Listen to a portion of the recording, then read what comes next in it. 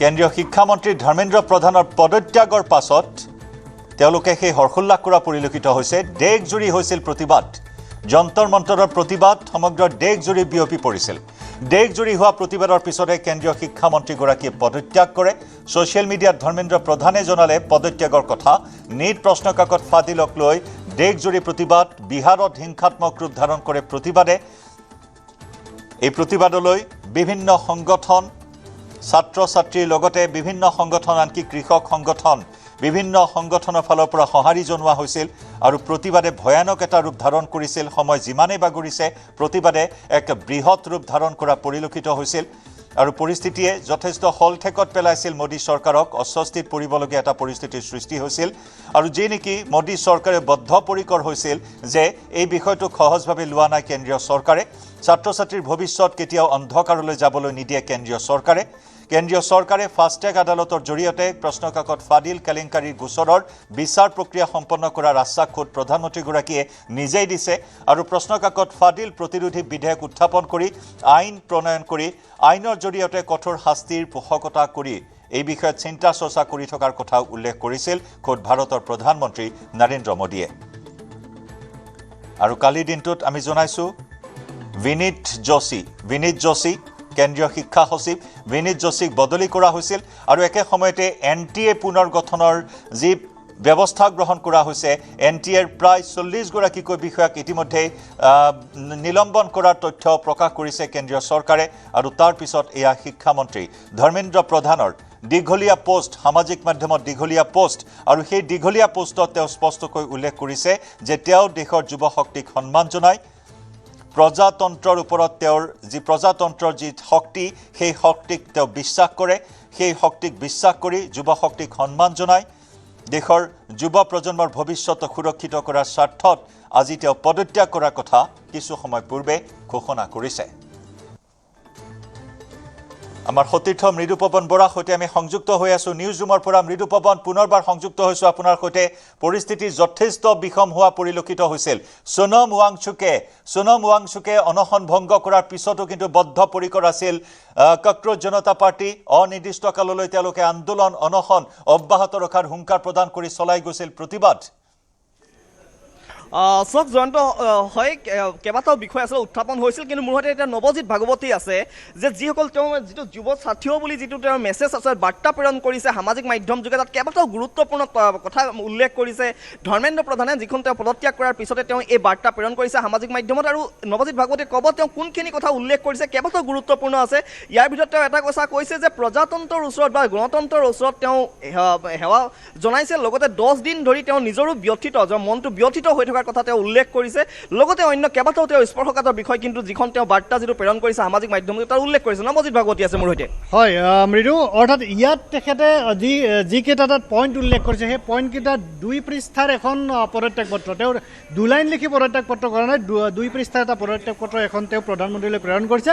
তাত এটা কথা উল্লেখ কৰিছে, পৰীক্ষা মাফিয়াৰ কথা উল্লেখ কৰিছে যে এই যে নীটৰ পৰীক্ষা পত্ৰ তেওঁ ফাদিল হৈছিল, তাত পৰীক্ষা মাফিয়া এটা পৰ্যায়ত তেওঁলোক জগৰীয়া কৰিছে।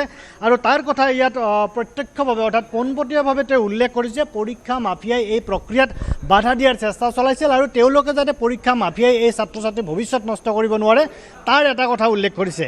দ্বিতীয়তে এটা কথা উল্লেখ কৰিছে যে গুৰুত্বপূৰ্ণ পদত থকা কিছু সংখ্যক লোকে এই যে শুধৰণি প্ৰক্ৰিয়াত বাধা দিয়াৰ চেষ্টা কৰিছিল, সেইটো এটা কথা।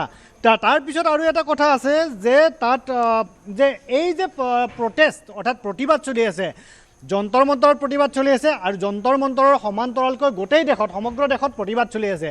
আৰু এই প্ৰতিবাদৰ যাতে সুযোগ দেশ বিৰোধী ৰাষ্ট্ৰ বিৰোধী শক্তিয়ে ল'ব নোৱাৰে, তাৰ বাবে এই প্ৰতিবাদটোৰ ওচৰত তেওঁ নত স্বীকাৰ কৰি তেওঁ পদত্যাগ পত্ৰ দিবলৈ আগবাঢ়িছে। এইটো অতি গুৰুত্বপূৰ্ণ কথা। অৰ্থাৎ যে এই যে প্ৰটেষ্ট চলি আছে, এই যে প্ৰতিবাদ চলি আছে, তেওঁলোকে সন্দেহ কৰিছে যে ইয়াত ৰাষ্ট্ৰবিৰোধী বা দেশ বিৰোধী শক্তিয়ে তাত কোনো ধৰণে তাত প্ৰৱেশ কৰি অৰ্থাৎ তাৰ একতা অৰ্থাৎ দেশৰ অখণ্ডতা বা একতা নোহোৱা কৰাৰ এটা চেষ্টা বা ষড়যন্ত্ৰ কৰা বুলি ধৰ্মেন্দ্ৰ প্ৰধান অথবা কেন্দ্ৰীয় চৰকাৰে তেওঁলোকে সন্দেহ কৰিছে। আৰু তাৰ পিছতে ধৰ্মেন্দ্ৰ প্ৰধানে এই পদত্যাগ পত্ৰ লিখি তেওঁ পদত্যাগ পত্ৰ দাখিল কৰিছে। নিশ্চিতভাৱে যে একতাৰ কথা উল্লেখ কৰিছে, যাতে যন্তৰ মন্ত্ৰৰ যি ছাত্ৰসকল যে প্ৰতিবাদী ছাত্ৰসকল জেনজি বুলি আমি নকওঁ কিয় বা কক্ৰচ পাৰ্টি বুলি নকওঁ কিয় তেওঁলোকৰ এই প্ৰতিবাদক লৈ তেওঁলোকে যি ধৰণে প্ৰতিবাদ মুখৰ হৈ আছে তাৰ জৰিয়তে যাতে দেশৰ একতাৰ প্ৰতি ভাবুকি সৃষ্টি নহয়, দেশৰ অখণ্ডতাৰ প্ৰতি ভাবুকি সৃষ্টি নহয়, তাৰ বাবে এই প্ৰতিবাদটো যাতে স্তীমিত কৰিব পাৰি তাৰ বাবে ধৰ্মেন্দ্ৰ প্ৰধানে পদত্যাগ পত্ৰ দাখিল কৰিছে। বাকী কথাখিনিৰ লগতে এই তিনিটা অতি গুৰুত্বপূৰ্ণ কথা, অৰ্থাৎ পৰীক্ষা মাফিয়াৰ কথা এইকাৰণে গুৰুত্বপূৰ্ণ যে পৰীক্ষা মাফিয়া নামৰ দৰে অৰ্থাৎ পৰীক্ষা মাফিয়াৰ দৰে এটা চক্ৰৰ এক্সিষ্টেঞ্চ বা অস্তিত্ব এই পৰীক্ষাসমূহত চলি থাকে। গতিকে ধৰ্মেন্দ্ৰ প্ৰধানে এই পত্ৰত এই পৰীক্ষা মাফিয়া শব্দটো উল্লেখ কৰি তেওঁ এই কথা অস্তিত্বৰ কথাটো স্বীকাৰ কৰি লৈছে যে পৰীক্ষা মাফিয়াৰ দৰে এটা চক্ৰ এই দেশত এতিয়াও সক্ৰিয় হৈ আছে। দ্বিতীয়তে এই প্ৰতিবাদটোত দেশ বিৰোধী বা ৰাষ্ট্ৰবিৰোধী শক্তি জড়িত থকাৰ চেষ্টা চলোৱা বুলি তেওঁলোকে ভাবে।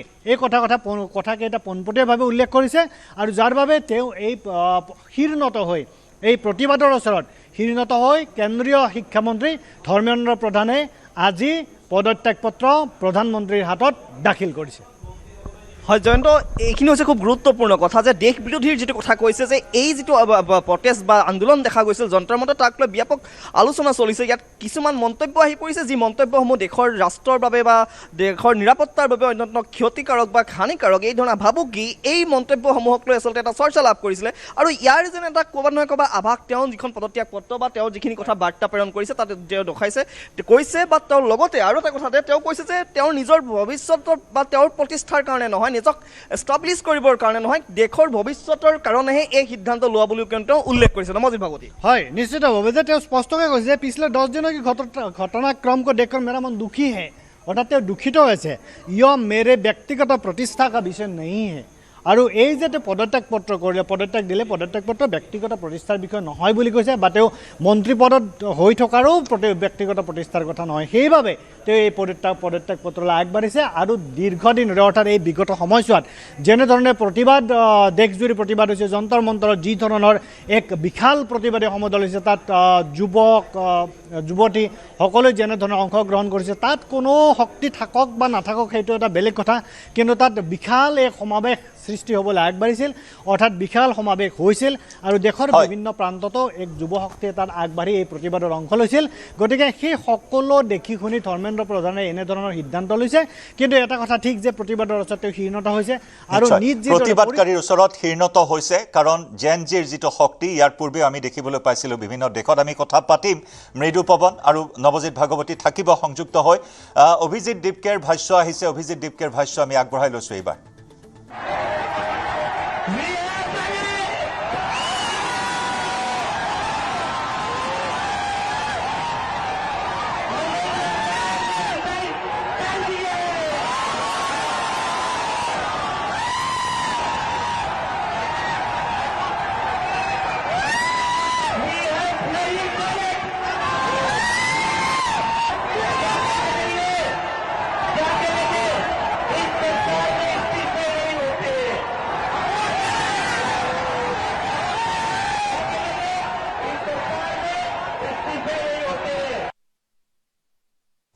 এয়া অভিজিৎ দীপকেৰ যি বিজয় উল্লাস, কাৰণ তেওঁলোকৰ যিকেইটা দাবী আছিল মৃদুপৱন যদি আমি চাওঁ তিনিটাকৈ মূলতঃ দাবী আছিল তেওঁলোকৰ, যে কেন্দ্ৰীয় চৰকাৰক জবাবদিহি কৰা। তেওঁলোকৰ অন্যতম দাবী আছিল কেন্দ্ৰীয় চৰকাৰক জবাবদিহি কৰাটো সমান্তৰালকৈ পৰীক্ষাৰ যিটো ব্যৱস্থাপনা সেই ব্যৱস্থাপনাৰ সংস্কাৰ সাধন কৰা, আৰু অন্যতম দাবী আছিল শিক্ষামন্ত্ৰীৰ পদত্যাগ। অৱশেষত আটাইকেইটাই এক প্ৰকাৰ তেওঁলোক সফল হ'ল। ইতিমধ্যে নৱজিৎ ভাগৱতীয়ে কৈছে যে সমাৱেশ ক্ৰমাৎ বাঢ়ি গৈছে, দিনক দিনে সমাৱেশ বাঢ়ি গৈছে।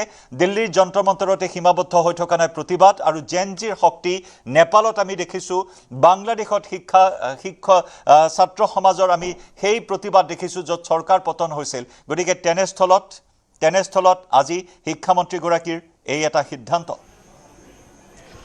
চাওক, এই শিক্ষামন্ত্ৰীগৰাকীৰ যি পদত্যাগ, ধৰ্মেন্দ্ৰ প্ৰধানৰ পদত্যাগৰ পিছত আচলতে অভিজিৎ দীপকে মন্তব্য কৰিছে যে এয়া গণতন্ত্ৰৰ জয় বুলি তেওঁ দাবী কৰিছে, আৰু তেওঁলোক এক প্ৰকাৰ কিছু পৰিমাণে তেওঁলোকৰ যিখিনি দাবী সেই দাবীখিনি যে সম্পূৰ্ণৰূপে আচলতে কাৰ্যকৰী হৈছে সেই কথা তেওঁ মানি লৈছে, আৰু লগতে গণতন্ত্ৰৰ জয় আখ্যা দিছে অভিজিৎ দীপকে। ইতিমধ্যে আমি এই ভাষ্য আপোনাৰ দৰ্শকসকলক শুনাইছোঁ বা তেওঁ যি মন্তব্য কৰিছে আমি দেখুৱাইছোঁ।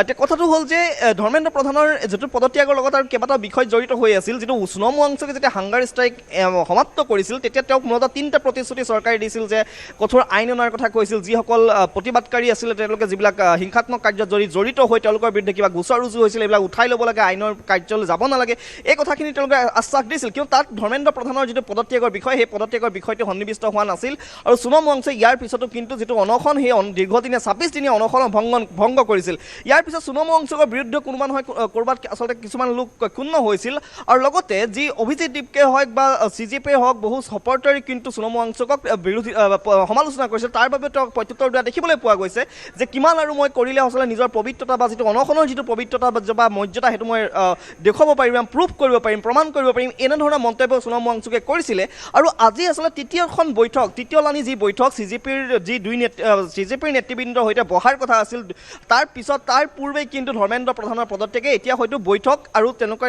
কি আলোচনা পৰৱৰ্তী সময়ত হয় নহয় এয়া পৰৱৰ্তী সময়ত দেখা যাব লক্ষণীয়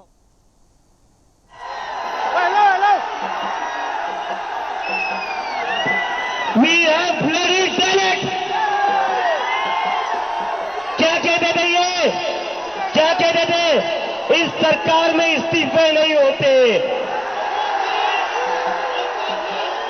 क्या कहते थे? इस सरकार में इस्तीफे नहीं होते। हम कहना चाहते झुकती है दुनिया, झुकाने वाला चाहिए।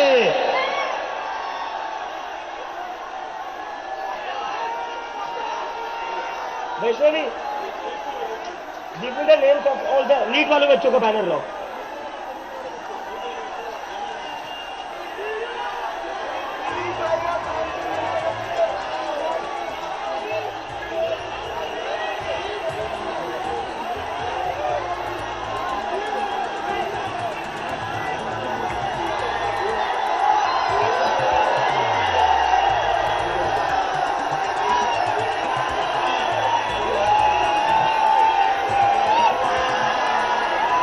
This is for them. ये उन सभी बच्चों के लिए जिनकी जिंदगी धर्मेंद्र प्रधान ने ली थी।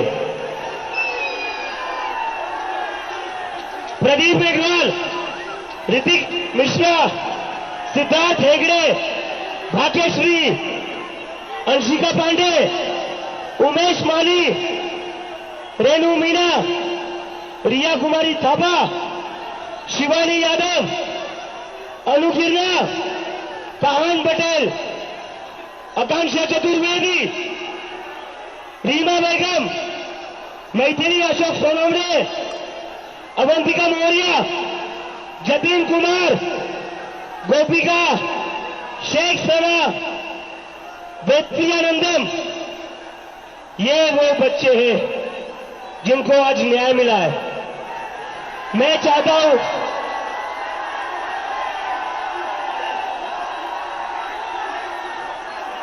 मैं चाहता हूं 2 मिनट का साइलेंस, 2 मिनट का साइलेंस इन बच्चों के लिए, 2 मिनट का साइलेंस इन बच्चों के लिए प्लीज।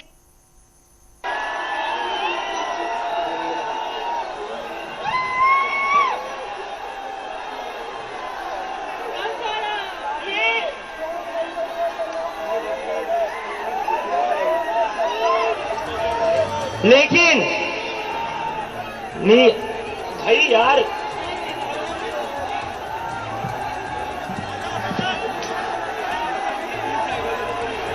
बैरिकेड से दूर पीछे हटिए, सारे लोग पीछे हटिए, पीछे हटिए, बैरिकेड गिर जाएंगे, पीछे हटिए प्लीज, पीछे हटिए, बैरिकेड से पीछे हटिए, बैरिकेड से पीछे हटिए। देखिए, धर्मेंद्र प्रधान का इस्तीफा तो हो गया है,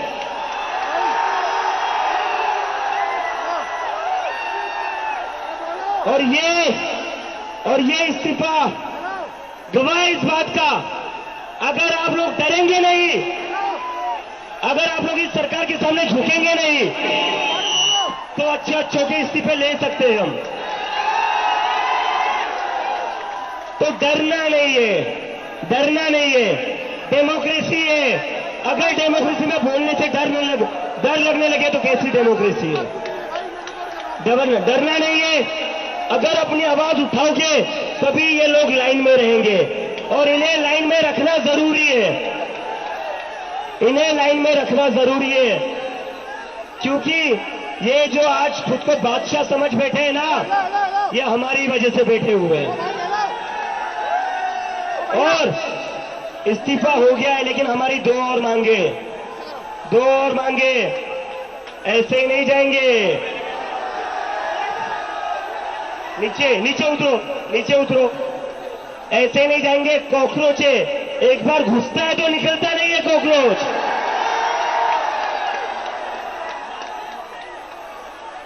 धर्मेंद्र प्रधान का इस्तीफा तो हो गया, लेकिन जिन बच्चों ने सुसाइड करी है उनके परिवार को 1 करोड़ का मुआवजा और मिलना चाहिए ना, मिलना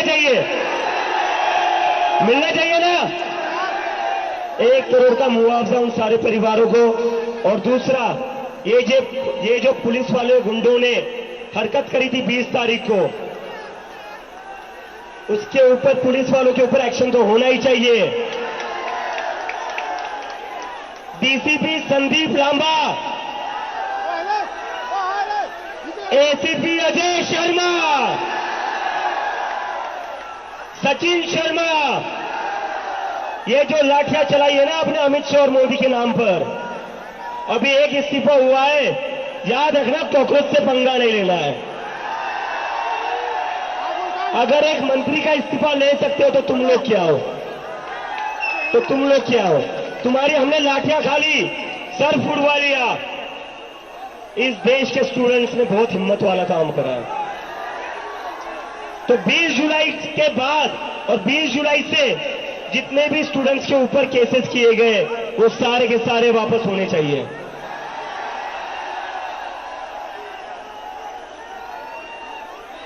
and to the people of India, to भैया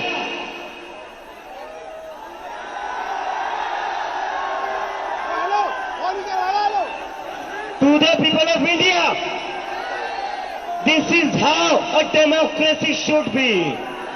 ये लोकतंत्र है। मुझे पिछले एक महीने से बहुत बड़े पॉलिटिशियंस, बहुत बड़े मीडिया वाले कहते थे, क्या कर रहे हो, कब तक बैठोगे, नहीं देंगे इस्तीफा। आप जानते नहीं हो क्या इस सरकार को? बहुत ही निर्दयी सरकार है, किसी की नहीं सुनती है ये सरकार, अपनी मनमानी करती है, बहुत जिद्दी सरकार है। আৰু সেয়া আছিল অভিজিৎ দীপকেৰ মন্তব্য। তেওঁলোকে কৈছে যে তেওঁলোকৰ এটা জয় হৈছে, কিন্তু তেওঁলোকৰ আৰু দুটা দাবী আছে। সেই দুটা দাবী পূৰণ নোহোৱা পৰ্যন্ত ককৰোচ তাৰ পৰা আঁতৰ নহয়। সেই হুংকাৰ প্ৰদান কৰিছে যে তেওঁলোকৰ আৰু দুটা দাবী উত্থাপন আছে।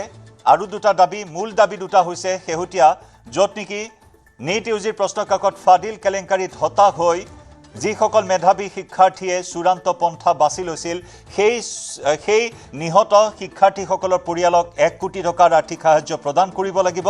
আৰু 20 জুলাইত প্ৰতিবাদকাৰীৰ ওপৰত যি আৰক্ষীয়ে বৰ্বৰতা দেখুৱাইছিল, সেই আৰক্ষীৰ বিৰুদ্ধে কঠোৰৰ পৰা কঠোৰ ব্যৱস্থা গ্ৰহণ কৰিব লাগিব। আৰু এই দাবীত এতিয়াও অটল হৈ থাকিব বুলি আকৌ পণ লৈছে সেয়া অভিজিৎ দীপকে। ককৰোচ জনতা পাৰ্টিৰ নেতা অভিজিৎ দীপকে আকৌ সেই পণ লৈছে প্ৰতিবাদস্থলীৰ পৰা, যন্তৰ মন্তৰৰ পৰাই। কাৰণ সমগ্ৰ দেশজুৰি পঁইতাচোৰা বিয়পি পৰিছিল, আৰু এবাৰ যদি পঁইতাচোৰা সোমায় তাক উলিওৱাটো অত্যন্ত কঠিন। এই কথা উল্লেখ কৰি দুটা চৰ্তত আকৌ অটল হোৱাৰ কথা উল্লেখ কৰিছে। আৰু মূল চৰ্ত আছিল শিক্ষামন্ত্ৰীৰ পদত্যাগ, আৰু সেই পদত্যাগৰ পাছত গণতন্ত্ৰৰ বৃহৎ জয় বুলি আজি উল্লেখ কৰি বিজয় উৎসৱ পালন কৰিছে। যদিও তেওঁলোকে প্ৰতিবাদৰ পৰা আঁতৰি নাহে আন দুটা দাবী পূৰণ নোহোৱা পৰ্যন্ত, যে চূড়ান্ত পন্থা লোৱা, আত্মহত্যাৰ পথ বাছি লোৱা মেধাৱী শিক্ষাৰ্থীৰ পৰিয়ালক 1 কোটি টকাৰ সাহায্য দিব লাগিব। আৰু 20 জুলাইত প্ৰতিবাদকাৰীৰ ওপৰত বৰ্বৰতা দেখুওৱা আৰক্ষীৰ বিৰুদ্ধে ল'ব লাগিব কঠোৰৰ পৰা কঠোৰ ব্যৱস্থা।